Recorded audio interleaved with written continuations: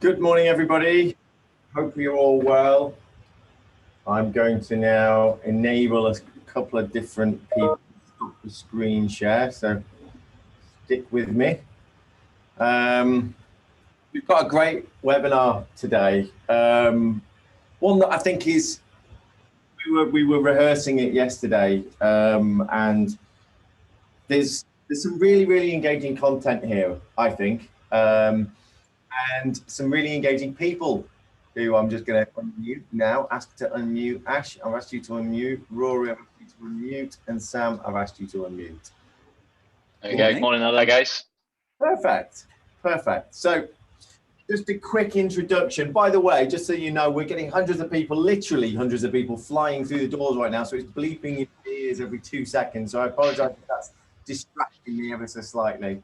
I'm just clicking a bit. I'm admitting nothing. Here we go. Okay.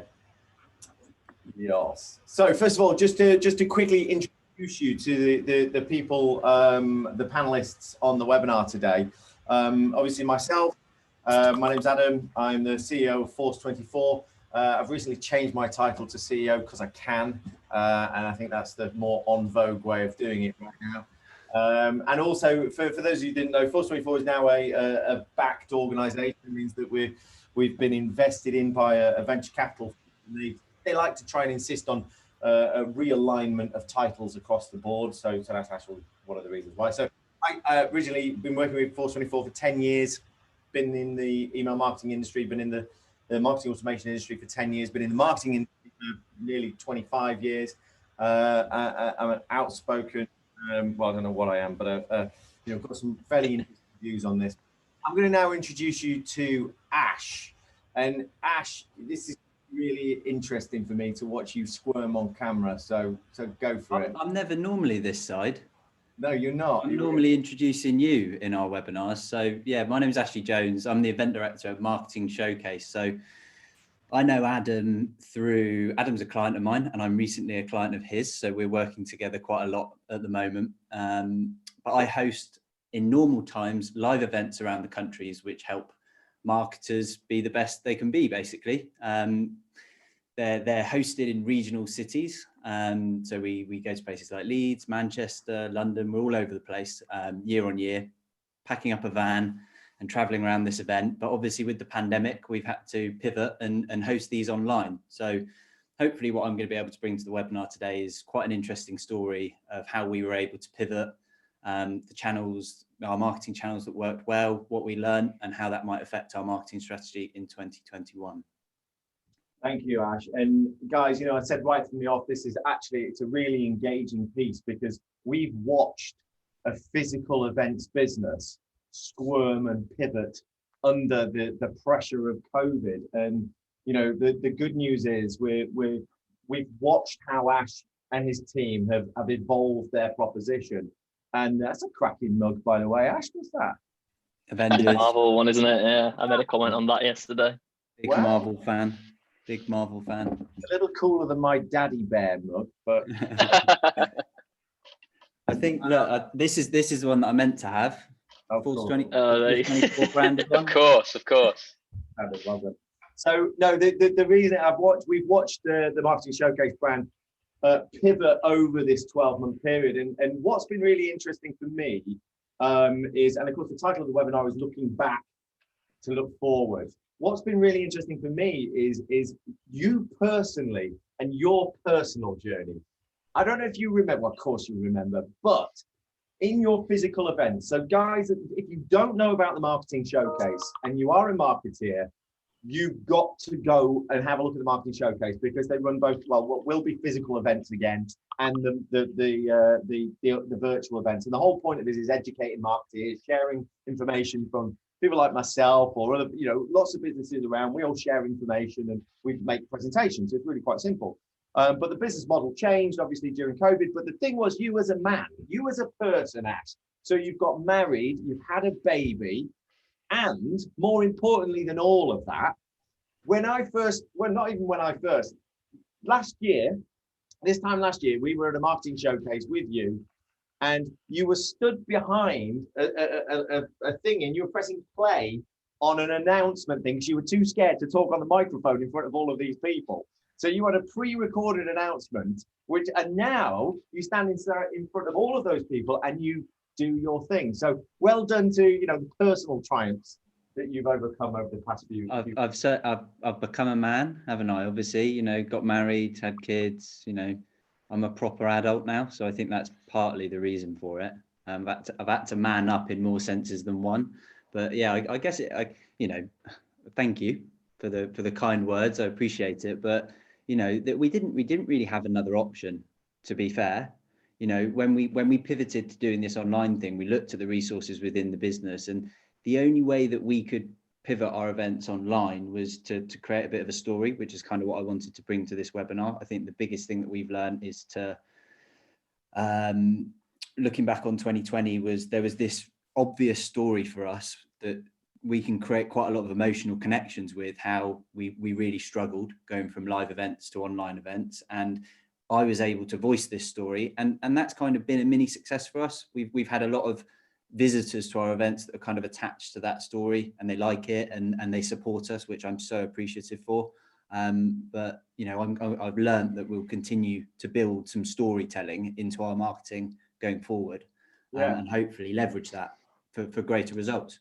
And so, guys, we're going to get into the agenda at the moment, but the reason, so I don't want you to pigeonhole the webinar right now and think that we're just talking about physical events or the transition from offline to online. It isn't that. This is a story of diversity and how you've overcome it. And this is the whole point of this, is what were our experiences? We've all been marked as human beings now. We've all changed how we think as human beings now. We've all adjusted.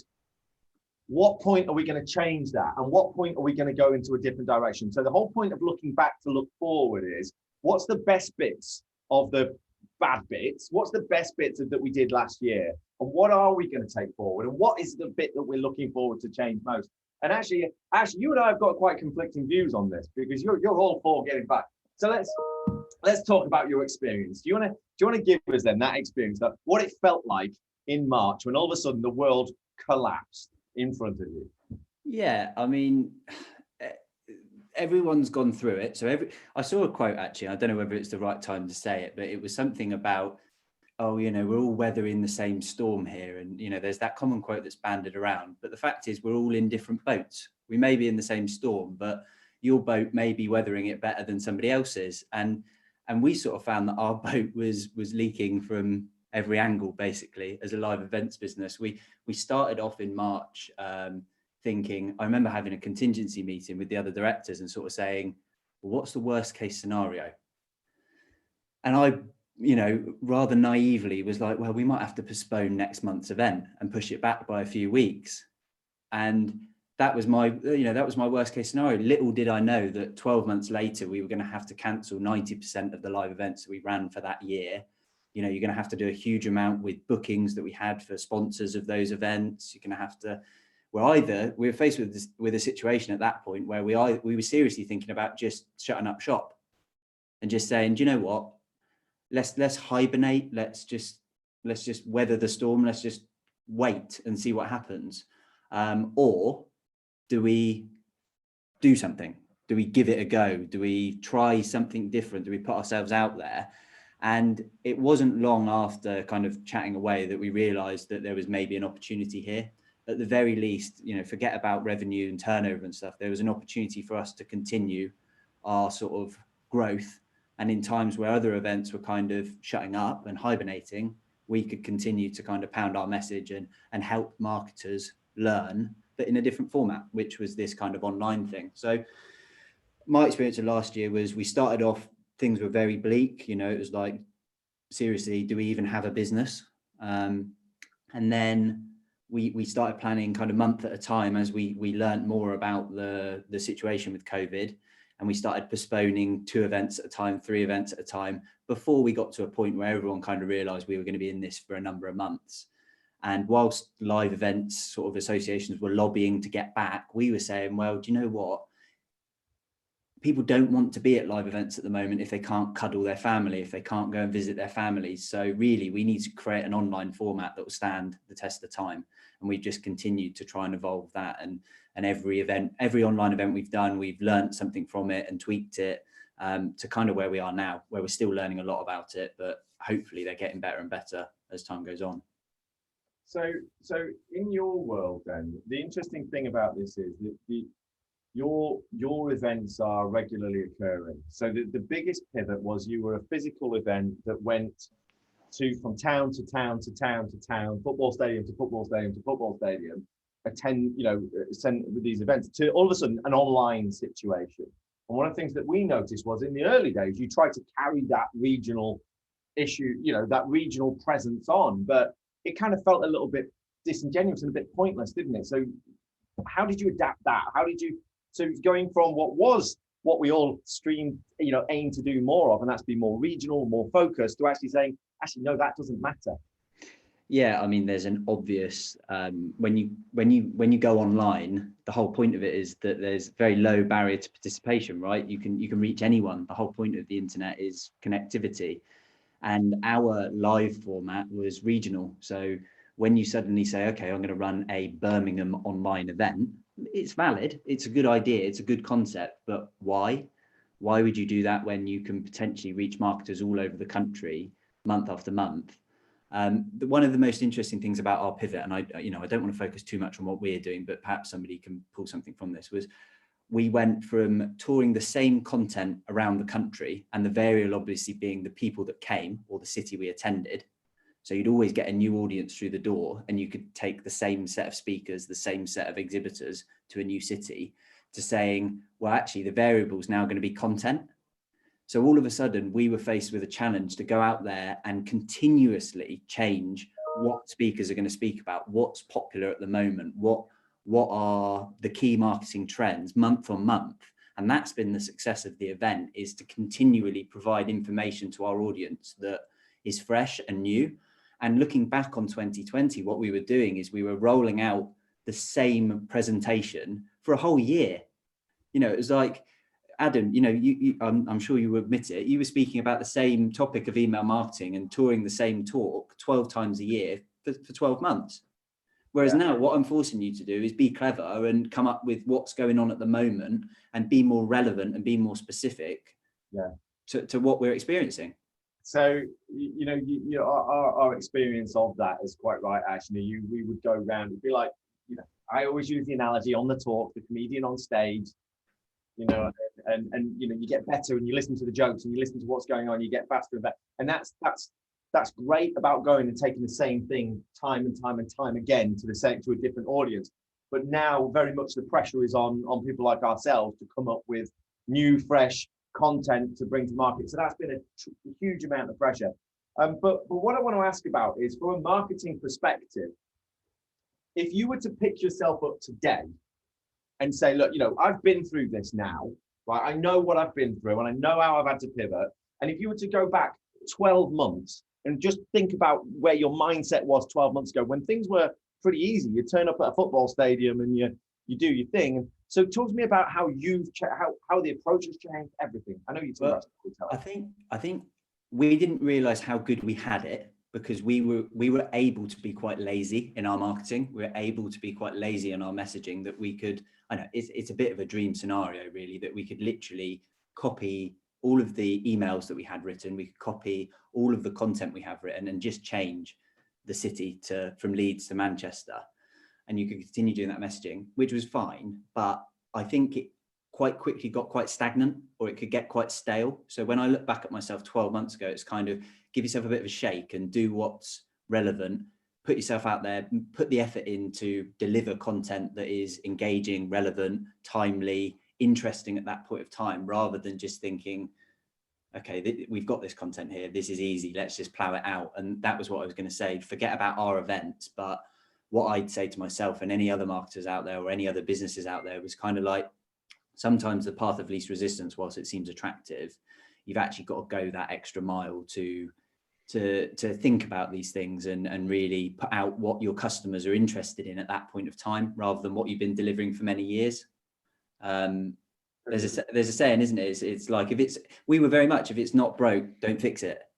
Do you know what I mean? If it's not broke, don't change it. But actually, perhaps introducing some change is a good thing. And if it goes wrong, then so be it. But at least you've tried, and you can change again. Thanks. So Ash, look, the big thing that I'm taking away from that, and guys, this is the thing that I harp on about most when I talk.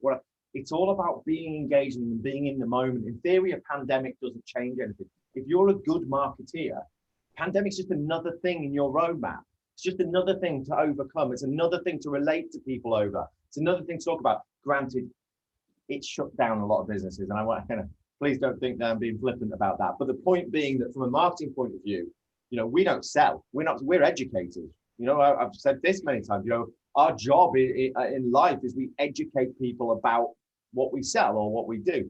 And so this is just another thing we've just got to keep educating people about how we adapt and how we can help. So just very quickly though, at Force24, I wouldn't say we were blessed, because we certainly weren't. Essentially, we went through a very similar set of emotions to everybody else. And that was the fact that coming into February, in March, we were at the MTEX, was it Sam? Was it MTEX or DCE, Perfect North?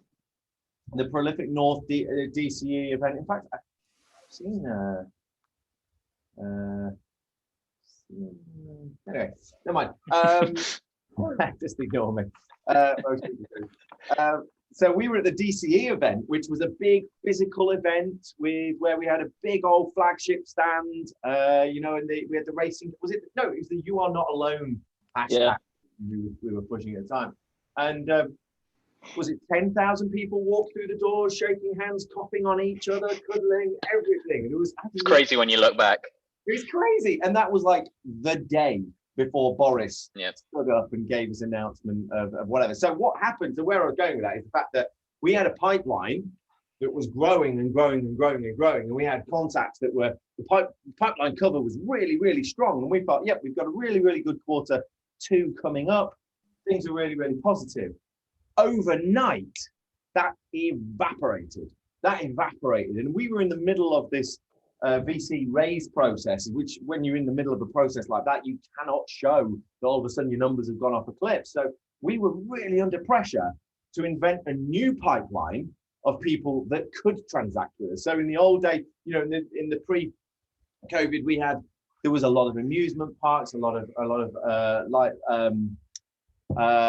bars, restaurants, this kind, all sorts of businesses that were very much, affected by the pandemic, and that really hurt. So we had to pivot overnight, look at data that could do well, that could transact with us in this period, and go for it. Rory, Sam, just to introduce you guys, by the way, Rory and Sam are not just two random blokes. These two guys are pivotal within the Force24 marketing team. But I want to ask Sam first. Sam, the same question that I asked Ash. Today, what you know today about everything that we've been through, put yourself back 12 months time, compare how your mindset's changed. What are you saying? I think it's a great question. I think the main thing that I took, and I probably echo a lot of what Ash has said here, was that it's kind of that pipeline evaporated overnight, and we were forced to kind of think, right, what do we do here to support the business? And for me, one good thing that came out of it was it forced us to stand back and think about, right, what do we do well here, and how can we make good of this situation? So content is something that we massively labor on, and we're really good at, producing the sort of educational ebooks and guides. And in the same vein, events was a really big thing for us as well. So we had several conversations with Ash, around how can we make more of these online events, and out of the back of that obviously came webinars, which is kind of how we've ended up on here today, I guess. I think sorry if I can just chip in there, Sam. I think that's a key thing what you said there. Is kind of, we had to stand back and look at what we actually had with what we've got already, and just try and squeeze the most of that out that we had already. So we kind of had to stand back and basically just say, are we actually doing everything that we possibly can with what we've already got?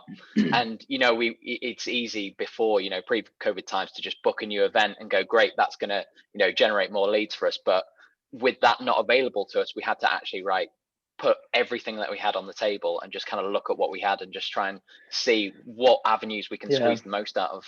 really. Put my hand up. What's the legit? How do we do this in kind of? Yeah, that's fine. People, but if I put my hand up, is that okay? Cool. I've got a That's question all right, for the marketing team. So when you were at that point where it was kind of like, I was going to say do or die, but there was that pivotal point where we realised that a lot of your marketing plans were going to change. The events with us were stopping, and it was like that.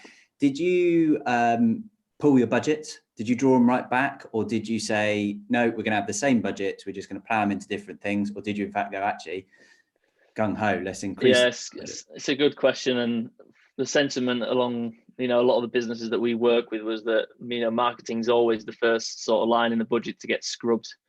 It was a bit different for us really because we had the spend committed to a physical event, so it's more about what do we do with that spend? That's our spend. We want to plow that into something. We've still got to support the business. We've got to generate leads. So it was about how do we repurpose that rather than okay, let's bring it back in and sort of retreat. Let's be smart and figure out how we can actually utilize that budget in different channels. Whether that's something, we might put some more money into LinkedIn ads, or we might do some retargeting on Facebook or Google Display or that sort of stuff.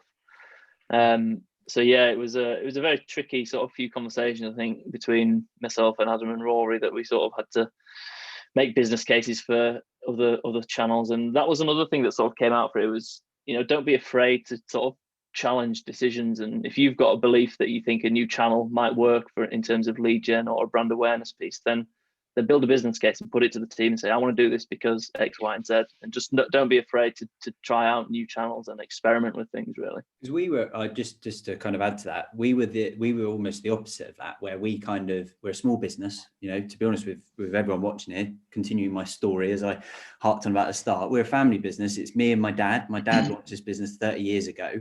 We don't have extensive budgets like loads of companies out there. And when we were hit with a position where our revenue was literally diving off a cliff, our first reaction, I think, is natural. We were like, well, every bit of marketing spend we can get or every bit of cost out there, we'll pull that back. And it was about what can we do for free? Or what can we do that we've already got? And how can we make the most of what we've already got? What's working now or what was working then? And I don't mind spending money on that. And it forced us to focus on the channels that were working, things like email marketing. That was still getting through to people at the time. So let's continue with email marketing, or don't draw back on that. Let's explore social media because that's free. I can create some organic content on that. And let's do things like these webinars to kind of get our voice out there. But it wasn't a case of it was pull back the budgets and focus on free stuff. I think just 2 points on that. So we just had a question coming actually from Paul in the chat, talking about timely content. So one example of something we produced, I think it was about April last year, was a a guide to how to adapt your marketing during a time of crisis, which we produced. And it was a perfect example of how us as a marketing team can look at what are people struggling with now on both an emotional level, like what's the problem in the space, and it was how do people adapt now that this has happened, and how can they make good of the situation. So we put that out, and it was actually a really successful guide. The second bit, and I've forgotten what the point was. Spending money. No, it was about spending money. I think a piece of advice I heard a few months ago was before you spend any money on any marketing channels, you need to spend money on understanding what's working. And I think that was a really nice soundbite, probably to take away from this. Yeah. Okay. I think that was one of mine, wouldn't it? It might have been yours, Ash. Yeah. I think it must have been. Yeah. No, if it was a good great philosopher. Yeah. Great philosopher. Yeah. David Brent, maybe. I want to fast forward a little bit because we've got to get this into where's the advice, what's coming out of it, and what's the exciting bit that perhaps guys at home haven't yet had the benefit of. So just one more thing to add to Paul, your comment about timely content. Actually, I think there's a slightly alternative answer to that, which is timely content is not a global thing. It's I'm going to talk in a moment about what I'm calling 3D marketing. 3D marketing is where we're executing to people at their timely moment. And so, one of the things that we did was we wrote a guide, and it was a bit of fun, and we released it again just before Christmas, which was motorway marketing. And it's all about how a motorway, what would appear to be the most inert thing on the planet, it's just a road, but yet all the way along that road, as I go through my personal journey, those signs, those triggers are affecting me. You know, I'm going to see my parents, you're going to a business meeting, but we're all being exposed to those things. So about timely content is more about understanding people and moving into this 3D marketing model, which I'm going to touch on in a moment. But I want to move forwards a little bit. And so come June, July, what I was hearing often in webinars was, or the question that was coming up, most common was, what is it? Well, sorry, no, it wasn't what is it, but people are getting bored of webinars. People are getting bored of webinars. Yeah, and you know what? I agree. But I'm gonna flip that on its head. No, they're not, because what they're getting bored of is boring webinars. So, you know, take Netflix. Netflix is that classic example. Am I getting bored of watching content on Netflix? No, am I heck?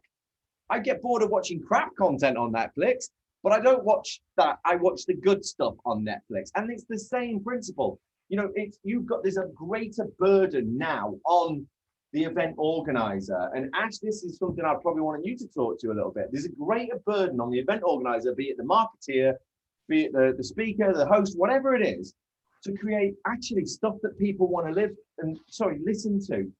And the whole point of this webinar is look back to look forwards, right? So what my question there is, we've adapted our approach to webinars, and you know, we're pivoting all the time, trying this. We've got Sam and Rory on this webinar right now because just adds an extra dynamic. That's a nice thing to try. We're going to see how that works.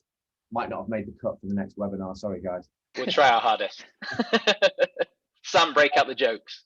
But you know, it's like it's what we're trying to do is try to create that energy, trying to create some passion, trying to create some excitement, and that's important, right? So Ash, my question to you is, do you think that the presenters, do you think that have you guided people? What's happened in how you deliver that webinar? What's changed? Yeah, I think one of the thing that I can bring here, or the examples that I can give, if anyone's doing webinars, or whether you can take something from this for your wider plans and campaigns.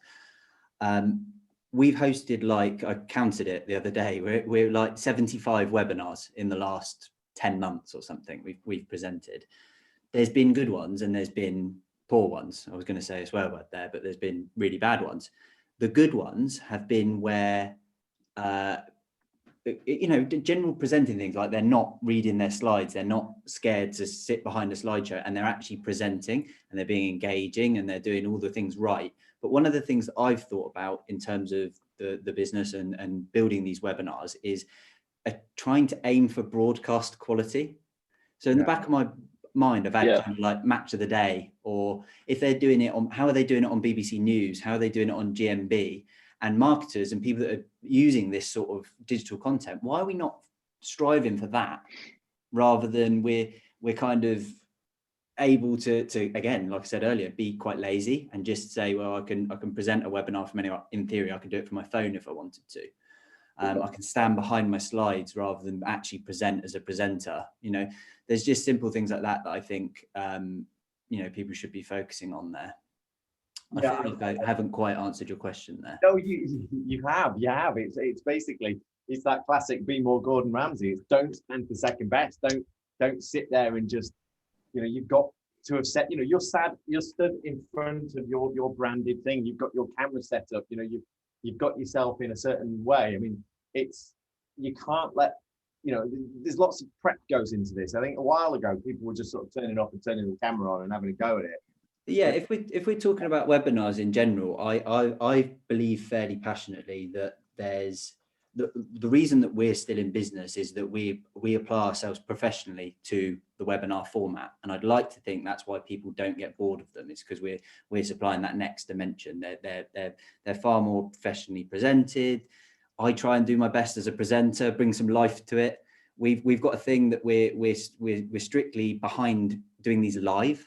And I think there's a certain aspect to that, whereas I've seen some examples of people recording their webinars and then presenting them. And there's just that, like you said, sort of that third dimension to doing it live. People can tell. So there's little tips like that I think are. And you know what, Ash, you know, these are the little things that this is the story that I want everybody that's watching this to take. It's this constant stretch for what feels like the little things to just improve them just a little bit, because sometimes in life, I'm always focused on the big thing. I'm focused on the fact we can't have the physical events. But what you guys have done specifically, and why you are here and not perhaps anybody else, is the fact that your digital events are as good as the online, as the physical, the other way around. You know what I mean? And that's why it's those little things. Do you know what the other point I'd say to that, and maybe one of the reasons why that's been, again, I'm really trying my best here not to kind of, I really appreciate the kind words and stuff, Adam. It's awesome to hear that. It makes it worthwhile, but I'm trying not to make it about me. I'm trying to use myself as an example for what people can take of this. But one of the things that we've done with an online pivot, and if anyone's looking to do similar in any form of their business or marketing, was don't try and replicate what we were doing live online, because it's totally different. People use webinars totally differently to how they'd sit and watch your seminar. And you've then got to cater for what they're doing and how they use the webinar. A really good example of this, Adam, is when you stand at an exhibition hall and people are passing you, you're able to smile at them. You're able to reach out, shake their hand, start a conversation. You can pick up on the little, facial expressions they're making that spark a conversation. When we're stood behind cameras, not only is that difficult because most people have got their cameras turned off, but it's so easy to press the little red cross in the corner and move away. You have to start thinking about how people are using their computer rather than interacting face to face. So what we did with our exhibition, for example, actually, in fact, we pretty much dropped the exhibition aspect from it because it just wasn't working. Yeah. We tried to set up a virtual exhibition where people would jump onto Zoom calls impromptu, but it just wasn't the way people were using their computers or using this format. What they want to do is sit back, relax, enjoy the content, enjoy the education, and you as a presenter, as an organizer, have to supply stellar content to keep them online. Do you know what I mean? So it's not. When you're trying to pivot, and what we're thinking about now, customers are using products, whether it be online events or using an online shop, they're doing it very differently to how they would have shopped in Asda. They might add loads of stuff to their shopping cart, but get rid of half of them. Whereas when they're actually shopping in Asda, the stuff that goes in your cart, generally you take to the till. And it's thinking about experiences like that and how that's working in your business and how you can capitalize on that.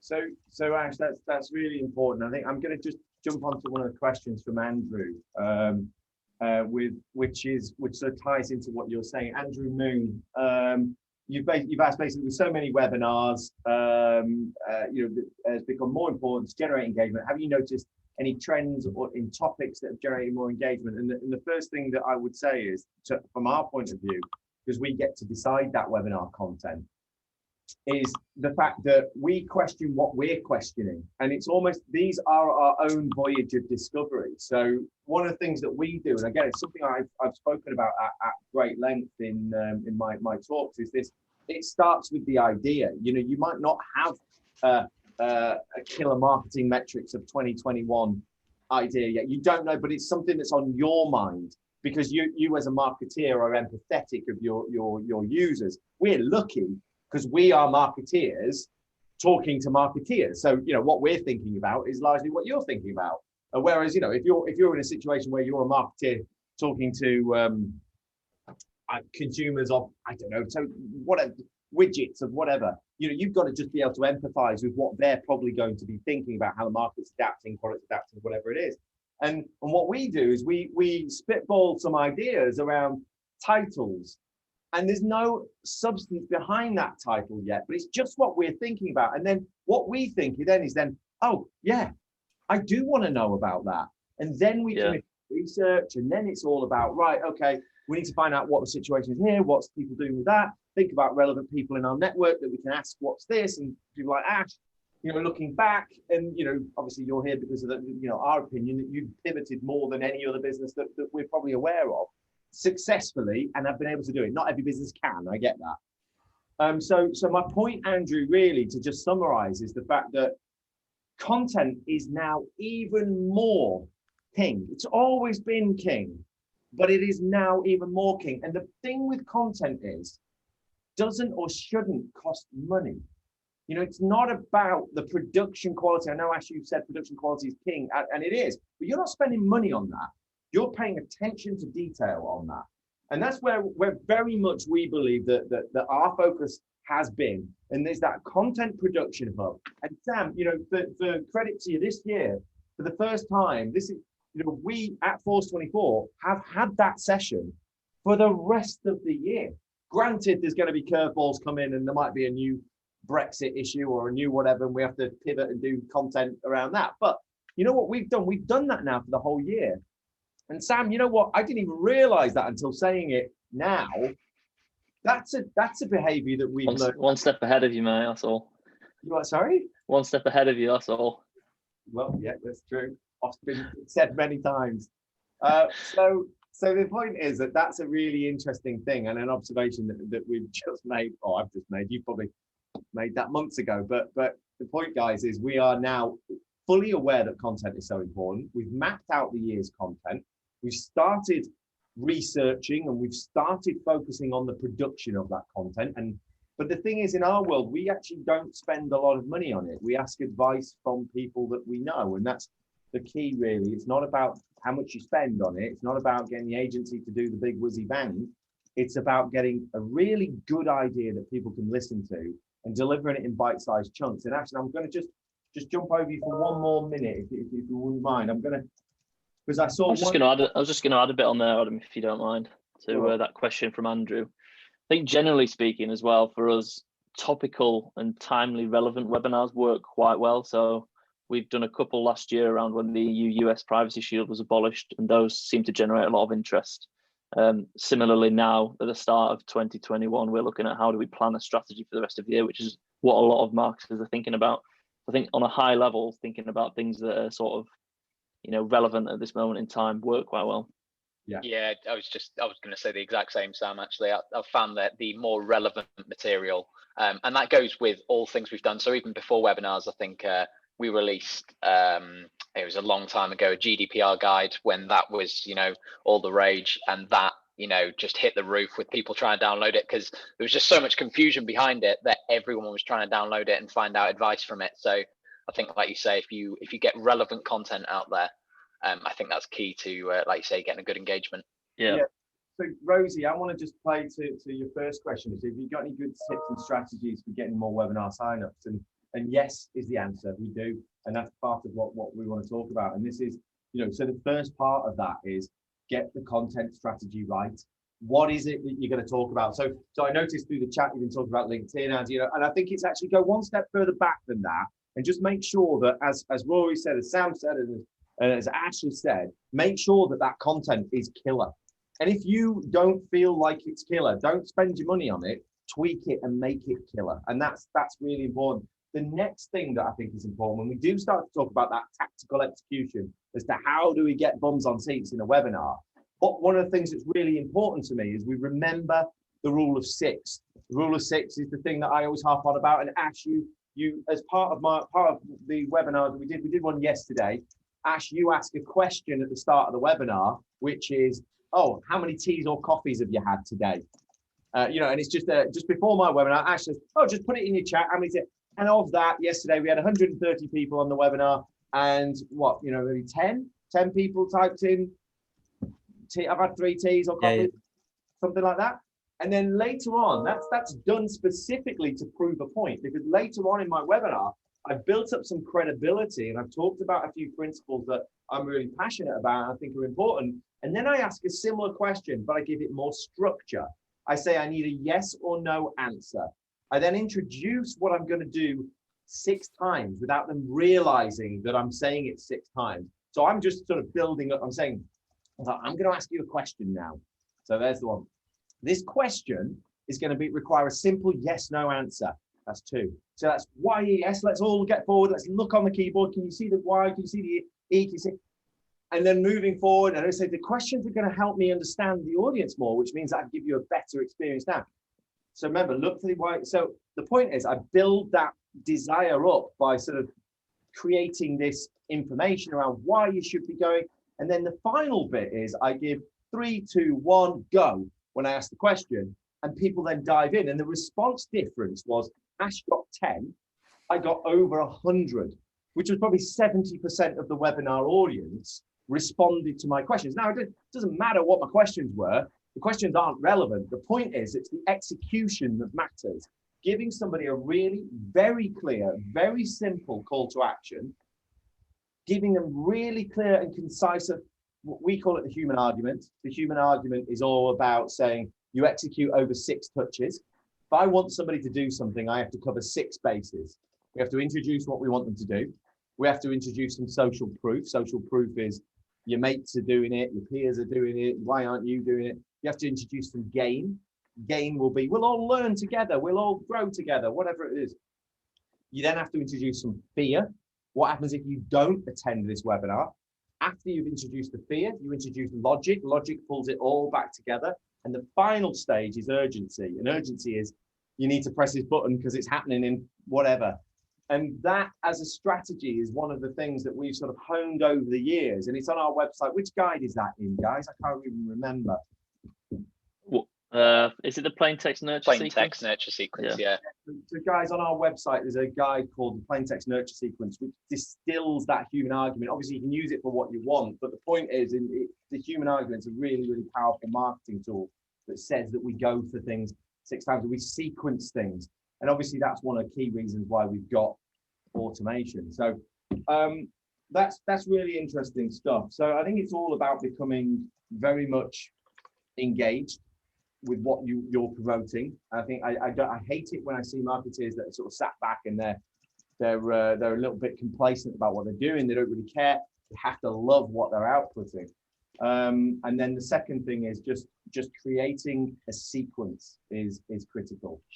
Sam, anything to add to that? I see you're tapping away in the chat. No, I'm just fielding a couple of bits in chat while you're taking. Can I just add my perspective on the webinar question? I think it's a really good one. If people are interested in how we've promoted our webinars, we're getting like 1,000 people to sign up to our webinars a month, which is way more than we were getting for live events. And I think there's a couple of bits I wanted to add to what you've said, because I agree with it, but just slightly in my mind, really simple things.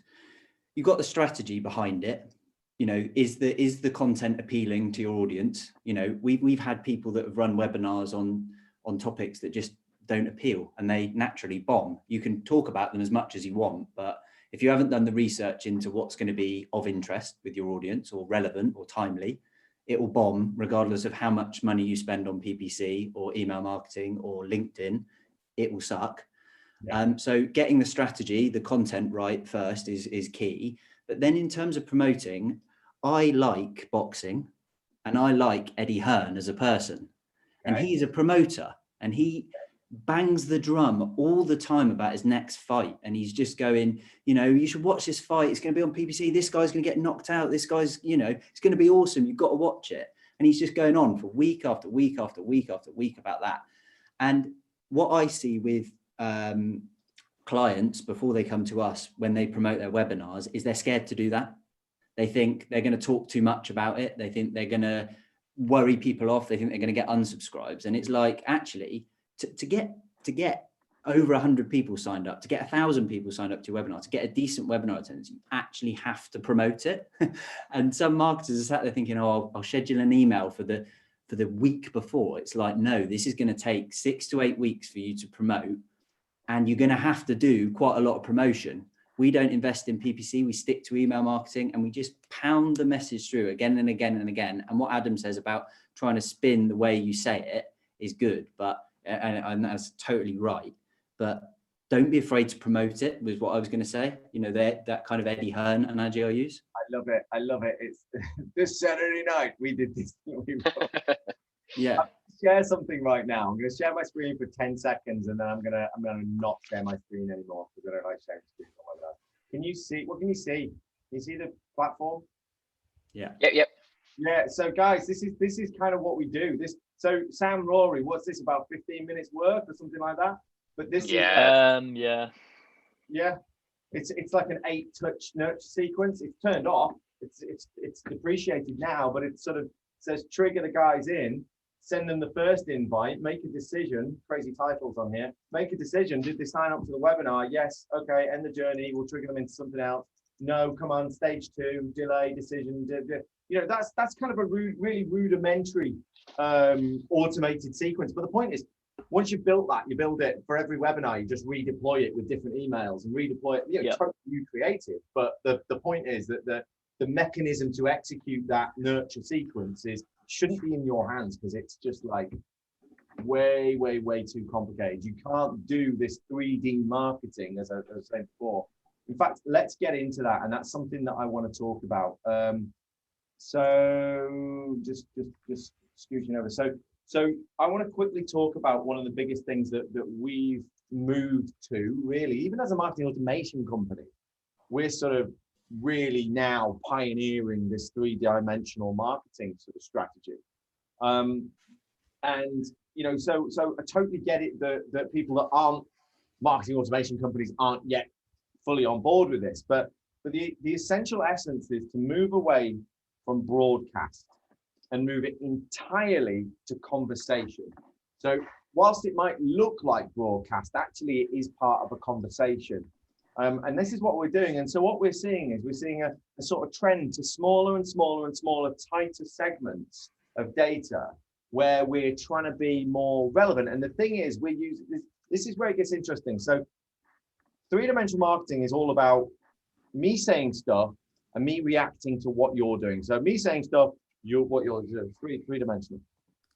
And so the difficulty is, if I'm trying to do this by hand, it physically isn't possible. I just don't have enough hours in the day to be building emails. So there's a couple of principles that we've really got to get under our belt. And the first one is commodifying the production of email artwork. And, you know, Rory, you know, you'll know that I go off flipping the scale when I see stuff that's new, that it's like, oh my God, why have we done this? What is the point? It's like, no, you got 5 minutes, 5 minutes. I want quality time spending on quality little output.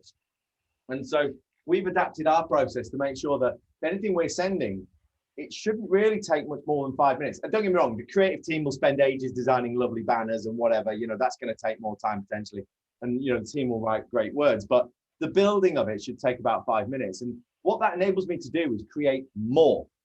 And I get into this 3-dimensional model. So smaller and smaller, tighter segments receiving more and more relevant stuff. That's our objective. Then working on the basis of, I've got to touch you 6 times, like the example that I showed you before. I've got to be able to iterate that design. Again, I can't be taking an hour on each one. I've got to be doing 5 minutes, 5 minutes, 5 minutes. And then I've got to be loading it in the machine to just fire it out, just let it all play out. But then 3-dimensional comes in when I start reacting to what you're doing. So this is the conversation aspect. And Mr. Moon, I've forgotten your first name a moment ago. We were talking about that conversational aspect is where we then say, okay, what are you doing? So what we implemented about 9 months ago was a series of re-engagement strategies that cascade. So we truly understood our sales funnel. We truly understood what it is that we've got to say to get somebody to do something. And we broke it down into steps. And once we'd seen some engagement, we then followed up with the first step. But before we followed up with what the first step was, we checked, have you already performed that first step? If so, move you to the second step. And so we've got obvious things like downloading our brochure, downloading our price guide, booking a demo. So goes in that order as it happens. You know, the first thing we need to do to get you into a commercial conversation is we talk to you about the brochure, then the price guide, then a demo.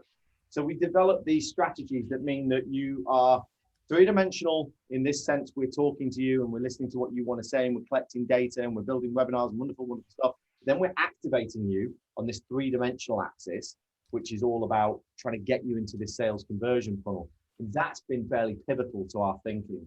Can I just add to that, Adam? Of course you can, mate. Yeah, so I was just going to say, all that essentially came about because we had to step back and look at the bigger picture because of the removal of physical events. It was about how do we get more out of each of these channels. So all that you just mentioned there came about because of the fact that we had to pivot and we had to develop the channels that we were marketing through. Correct. So final thing. So what I'd like to do is just go into some of the questions. Rory, would you like to post some of the questions that we've had sort of submitted by the attendees? Yeah, so we've got one from Katie here.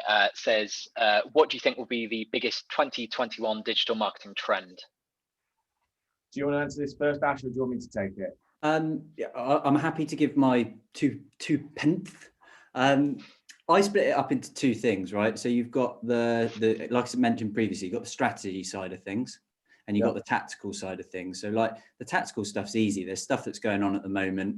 Sam, when we spoke yesterday, TikTok is like it as a social media platform, going down that avenue, is like twice as many monthly users than any of the other platforms at the moment. So that's going to be a big tactical trend. And if you can plow that as a tool into your marketing properly, that will be a big trend. Taking advantage of the next TikTok, whatever that may be. I'm not a fortune teller. I don't know. I'm not an expert on that. But strategy wise, what I'm going to be focusing on 2021 is we've spoken about it so many times, and I want to go slightly deeper than just saying it, but being relevant.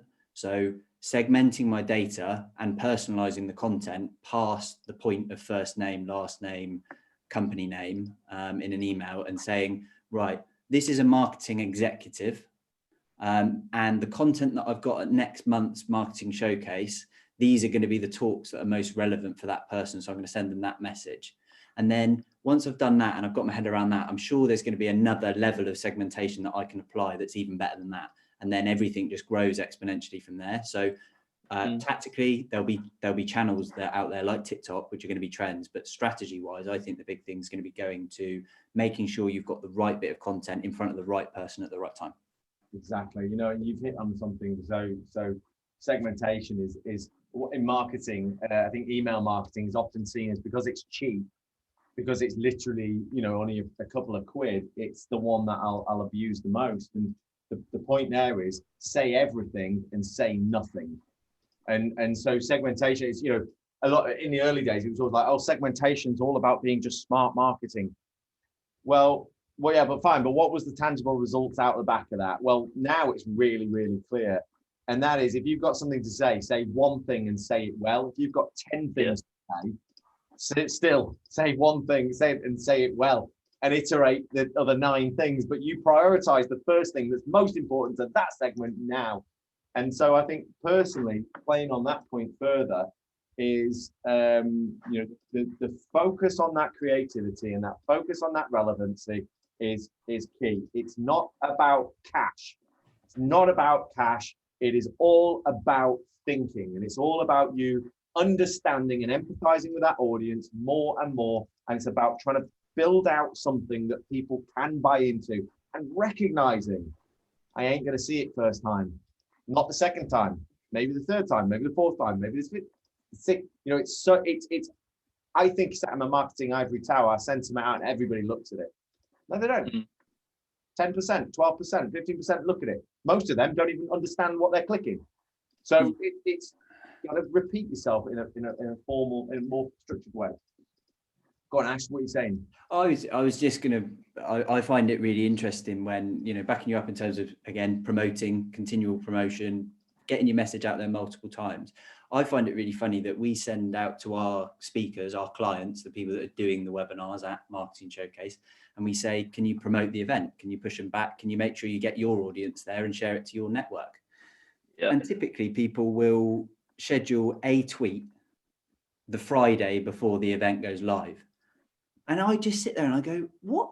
There's not even any point in you doing that. Like, this sort of stuff requires a lot of time and effort to think. And there was a question in the chat earlier about how long before would you promote? I mean, we spend 6 to 8 weeks actually promoting, and it probably takes 2 months prior to that to come up with the content. So we're thinking miles ahead. We're like September already for our events and our webinars, and you should be thinking that far ahead. Tying it back into the question, again, another digital marketing trend, I think, is going to be forgetting there's so much noise out there at the moment, but making creative that cuts through that noise where there's so much stuff. And again, that's by being specific, making sure that your message cuts through and you're not just saying, we've got this event and there's all this great stuff. It's like, what about that event is going to hit that person's inbox and make them think? That's it, Ash. That's the point. It's not the fact. I see this quite often. A lot of marketers would lead on the fact they've got a webinar. I don't care about your webinar. I want you to lead in with, what we're going to release. Oh, by the way, it's through a webinar, if you know what I mean, in terms of an approach, and that's quite interesting. So, Ash, sorry, not Ash, Rory, do you want to any more questions? Anything else you want to throw at us? Yeah, we've got one that says, what is your suggestion for the most impactful digital product launch? An impactful digital product launch. Well, you know, I actually specifically talk about this on one of my marketing showcase talks. I can't even remember which one it is. But it's one of these things where, again, I start right back at the very beginning. And the big argument that you've always got as a marketeer is I'm torn between a stakeholder telling me we've got to launch this product, whoever that stakeholder is, and an audience over here that couldn't give a monkeys. And the point is, what I've got to do is I've got to now sit in this camp with the audience. The stakeholder, I am a buffer for that stakeholder. And so getting that content right is key. Is truly understanding what they want. And I find that the sales team, you know, I know Sam and Rory have a smashing relationship with the sales team, smashing in the purest sense. But the point is that they generate a great deal of insight about what's worked and what's not worked. And, you know, they're very vocal, and you have to take some of it with a bit of a pinch of salt. But the point is, there's some good stuff there, but also just empathizing with what those guys are doing. So this stakeholder's not just railroading this output through you and you're just a conduit to the audience. What you're doing is you're taking the features, the product launch, the facets that are important, you're breaking it down into that series of communications. I am very much a direct marketeer. I'm very much about direct channels. I'm all about collect data in my normal day-to-day marketing. Collect data, that's all I've got to do. Then I segment that data. I then push benefits to those segments. So I've got like this always on data collection. I'm scouring the market. I'm collecting data for everything. And then here, when the stakeholders come to me, I've got my weaponry here and I pull it out and I fire it at that sounds really brutal, doesn't it, when I say it like that? But the point that I'm making is when we talk about product launches, if you want to say, okay, well, I'm going to launch a product. I know, do some Facebook ads. I know, do some Google ads. I know, do some LinkedIn ads. You're going to be working at about 10% efficiency. If that is just always on, that's always going. You're always collecting data. You're always getting people excited. You know, granted, you can swap out those top of the funnel things. You can swap those out for some product launch strategy stuff. Of course you can. But it's about collecting that data, knowing your audience, understanding what they like, and executing when it's timely to them. Anything you guys would like to add to that? Conscious of Nothing time. from me, no. No. All right, go on then. Anyone? Should we take some out of the live chat, or do you Yeah, so we've just had a question here from Jordan, which is quite an interesting one. He says, how do you convince senior management the value of marketing and renewing the brand in 2021? Oh, that's funny. That's rather timely. Yeah, I was just about to reply to that, actually, Jordan. But there's a lot of research that's been done recently by the B2B Institute. I'm not sure exactly what the business that you work for does, but for me, it's about positioning yourself with something that's different, being able to stand out and stand for something. There's a lot of research that I think it was Peter Field and Les Binet put together alongside the B2B Institute, which I can send you the PDF. Actually, it's a really good read. So if you drop me an email, I'll put my email in the chat now and I'll send you this over, because there's a lot of insight in there. The other thing is what we've been on a journey of, Jordan, and this is all about understanding what your vision is, understanding what your mission is, understanding what your people stand for, understand ultimately what then the company stands for, to then facilitate a brand. You know, that's kind of, if we're just talking about a visual identity, that's something else. You know, a brand is something that goes right the way through the organization, and quite often the why, the component that you want to play with is sort of disparate factions within the organization, where people, different parts of the organization rub up against each other, or aren't coherent, or they're not doing a good enough job, or you know, whatever it might be. But it's like when we can then distill that brand vision down, and we can say the reason you come to work each day is because we're doing this, and that is one of the things that the brand stands for. And then that then plays into the creative and how you then roll forward with it. So it's a big question, that one, to be honest with you, Jordan. It's a really, really big one. Go on then. Put my big hand up again just to add to that. I think there's two things. One of them I'm going to tie back to what Adam does, and the second one is a little bit from my side. Now, we're not a big business, as I mentioned, family business. My dad is the senior manager at the moment, right? So I've got a very different chain to probably you guys in bigger businesses. But one of the things that my dad always bases it on when I present an idea to him, a result, are the facts. So if you can get stats on what, on anything that's worked towards with your brand and present those, that's what senior management care about. They care about results and stats that back that up. Brand is traditionally something really difficult to track the stats of, but, there are ways that you can do it and tools you can do it, and, social, there's bits around that, but maybe for another webinar. The second thing, Adam, was Jordan, who's asked the question, what you do really well, in my opinion, I'm not blowing smoke or anything, but you live and breathe the brand. You're always energetic, you're always passionate, you're always being true to what you believe in as the business. And I think inside of the business, if you're going to senior management and showing that you're energetic about and you're passionate about the brand personally, internally, that goes a long way. Yeah, it's nothing to do with your campaigns and your strategy. It's just you turning up to work, being passionate, making sure that you live and breathe what the senior management expect of you. Might be a good place to start. I agree. I totally agree. It matters. It matters. Okay, is there anybody else with anything else, or have we spent our time? Data is time king, for Jordan. maybe we've got time for maybe a couple more questions if we go through them quick. Can stay, obviously. So we've got one from Haley that says, what software/tools are you using to actually plan, manage and execute campaigns across channels, platforms, tactics? So this is all in one place. What an easy answer that is. I don't think we even need to answer it, do we? Adam's just like, look behind me. I think my interpretation of that question was more about how do you actually plan, what campaigns are going out when, in terms of, like we've done a year plan at the moment, Rory, and a lot of businesses use places like Monday.com and those kind of workload management tools. I think we use Jira internally to plan a lot of the work that we're doing. But other than that, it's traditional Excel documents, nice Gantt chart, that sort of stuff. I mean, nothing too fancy on our front. Google Docs, so we can all share it across the kind of marketing team and stuff, and we can all add to it, really.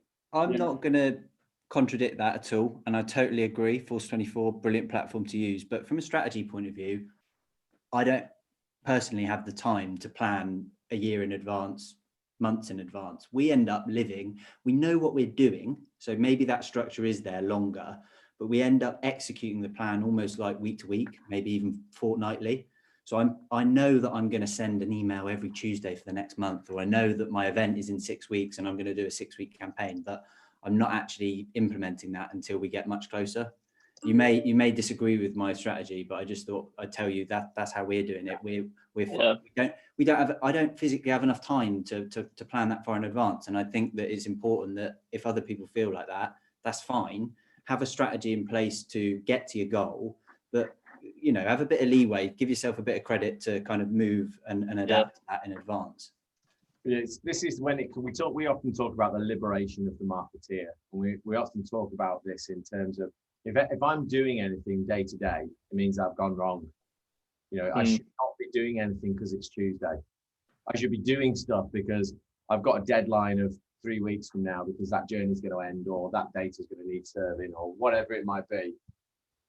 But if I'm in the day to day, I've got to question, why am I in the day to day? I mean, granted, I've got to build emails, I've got to load it up, and I've got to do all that. But if I'm doing it because it's got to go at 9:30, I should have done that ages ago. It should be loaded in, and it should just be triggering out as part of the sequence set of comms.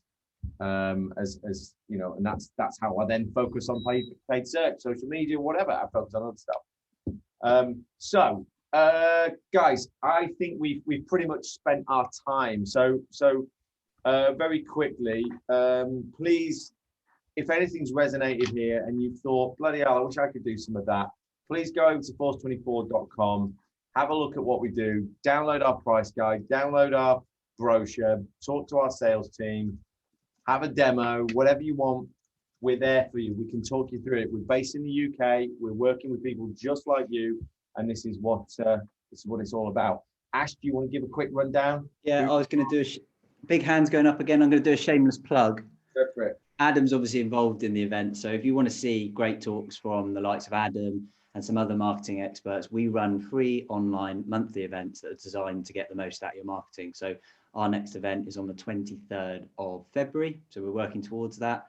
It's going to be based, we're trying to stick relevant. It's going to be about loving your marketing. February being the month of love. I love it. Yeah, you love it. Exactly. The strap I came up with last night is love marketing showcase. Yeah. Great. Yeah. Brilliant.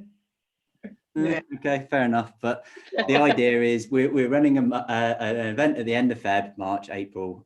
We've got some brilliant speakers. It's free to attend. I don't know why you wouldn't come. So if you're involved in marketing, make sure you head to our website and sign up for free tickets. There's a link in chat there for you, Ash. Awesome. Okay. Perfect.